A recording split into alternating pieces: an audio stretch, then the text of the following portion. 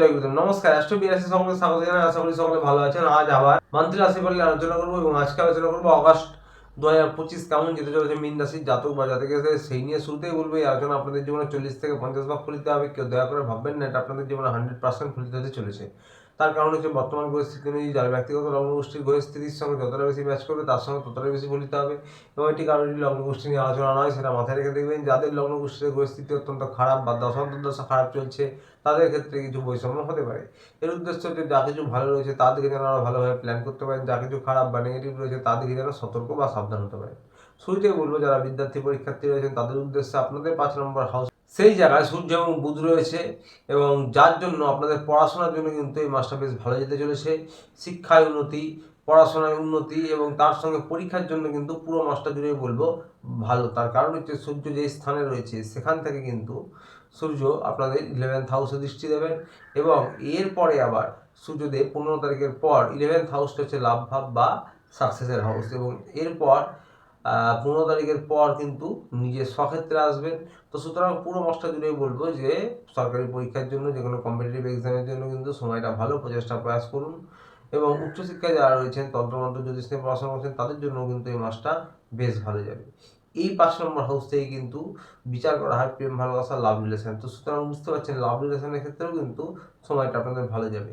রোমান্টিকতা বৃদ্ধি পাবে, আকর্ষণ বৃদ্ধি পাবে, তার সঙ্গে আপনাদের কিন্তু ঘোরাফেরা আনন্দ হুল্লোড় থাকছে। কিন্তু হ্যাঁ, সূর্যদেব রয়েছে যার জন্য 15 তারিখ পর্যন্ত, বিশেষ করে 15 তারিখ পর্যন্ত বা পুরো মাসটা জুড়েই মাঝে মাঝে একটু ইগোর সমস্যা হতে পারে, একে অপরকে ডমিনেট করা, নিজের কথা একটু বেশি খাটানো, এগুলো কিন্তু হতে পারে। বা আপনার অপোজিটে যে রয়েছে তার কথা একটু বেশি খাটানোর চেষ্টা করছে, সেটাও কম হতে পারে। এমনিতে আপনাদের কিন্তু আশা প্রত্যাশা বাড়বে, ঘোরাফেরা আনন্দ উল্লাস থাকছে, মোটের উপর 60% ভালো যাবে। এই বিষয়টা একটু খেয়াল রাখবেন।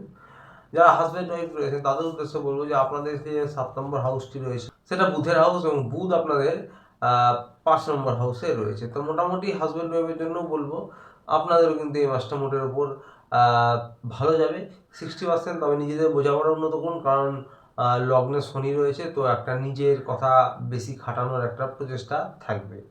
তো এই বিষয়টা খেয়াল রাখবেন, নিজেদের বোঝাপড়া উন্নত করুন, আপনারা একে অপরের সাহায্য করুন।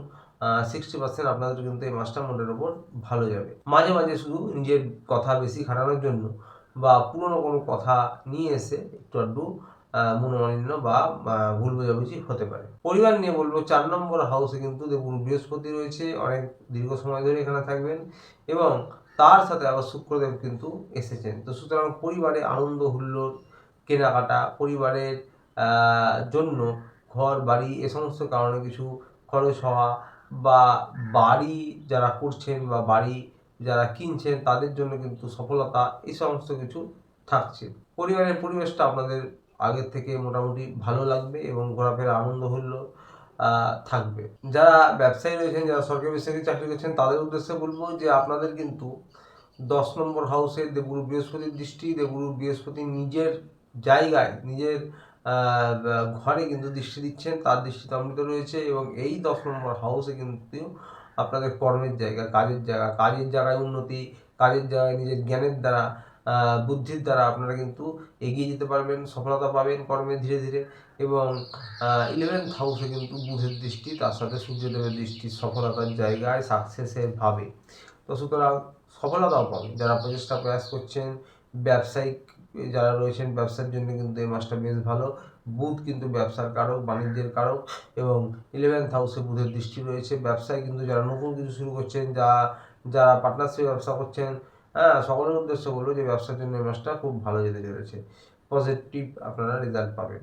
এবং 12 নম্বর হাউসে কিন্তু রাহু রয়েছে, 12 নম্বর হাউসে রাহু রয়েছে। রাহু নিজে কিন্তু দূরস্থান যাত্রা, শহরের বাইরে, রাজ্যের বাইরে, দেশের বাইরে এবং 12 নম্বর হাউসটিও কিন্তু দূরস্থান যাত্রা বা বিদেশে বাইরে যাত্রার কারক। তো সুতরাং রাহু এখানে দীর্ঘ সময় ধরে থাকবে, প্রায় 1.5 বছর। তো এই 1.5 বছরের মধ্যে কিন্তু যারা বিশেষ কোনো কারণে বাইরে দূরস্থানে বিদেশ যাত্রার চেষ্টা প্রয়াস করছিলেন, কর্মসূত্রে হোক, প্রমোশন পদোন্নতি নিয়ে বা পড়াশোনার সূত্রে হোক এবং তীর্থক্ষেত্রে হোক, যে কোনো উদ্দেশ্য নিয়ে তাদের কিন্তু সফলতা পাওয়ার সম্ভাবনা রয়েছে, যাত্রা হবে। স্বাস্থ্য নিয়ে বলবো যে 12 নম্বর হাউসে রাহু রয়েছে, তো সুতরাং আপনারা কিন্তু চোখ রিলেটেড, দাঁত রিলেটেড, মুখমণ্ডল রিলেটেড, বা মাথা যন্ত্রণা, চোখ জ্বালা করা, বা কারোর হাই প্রেশার বা লো প্রেশার আপ ডাউন করা, এগুলো কিন্তু হতে পারে।